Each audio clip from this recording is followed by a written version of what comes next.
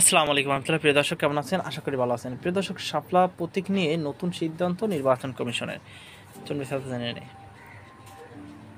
প্রিয় দর্শক, শাপলা প্রতীক নিয়ে আবারও পর্যালোচনার সিদ্ধান্ত নিয়েছে নির্বাচন কমিশন ইসি।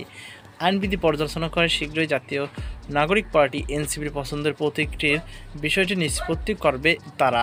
শাপলা প্রতীকের বিকল্প বেছে নিতে রোববার 19 অক্টোবর পর্যন্ত এনসিপিকে সময় বেঁধে দিয়েছিল নির্বাচন কমিশন। শেষ দিন দলটির একটি প্রতিনিধি দল আবারও শাপলা চেয়ে ইসিতে আবেদন জানিয়েছেন।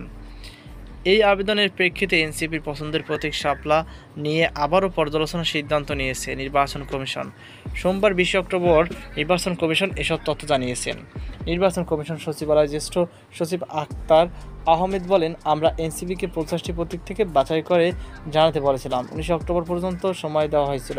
শেষ দিন দলটির একটি প্রতিনিধি দল এসে ফের শাপলা চেয়ে আবেদন জানিয়েছে। তিনি বলেন, দলটির পুনর আবেদন প্রেক্ষিতে বিষয়টি আবারও কমিশনের কাছে তোলা হবে। কমিশন সিদ্ধান্ত দেবে কোন প্রতীক দেওয়া হবে তাদের। রোববার সকালে নির্বাচন কমিশন সচিব আখতার আহমেদের সঙ্গে সাক্ষাৎ করে এনসিপির প্রতিনিধি দল। কমিশনে এসে এনসিপির নেতারা বলেন, কোনো ধরনের চাপিয়ে দেওয়া প্রতীক তারা নেবে না। শাপলা প্রতীকের বিষয়ে অনড় অবস্থানের কথা তুলে ধরে ইসির চিঠির জবাব দিয়েছেন দলটি। তো প্রিয় দর্শক, এই ছিল আমাদের সর্বশেষ আপডেট। এই নিয়ে আপনার কোনো মতামত থাকতে হলে অবশ্যই কর্মক জানাবেন। সকল বাধা সংস্থান আজকে পর্যন্ত। আল্লাহ হাফেজ।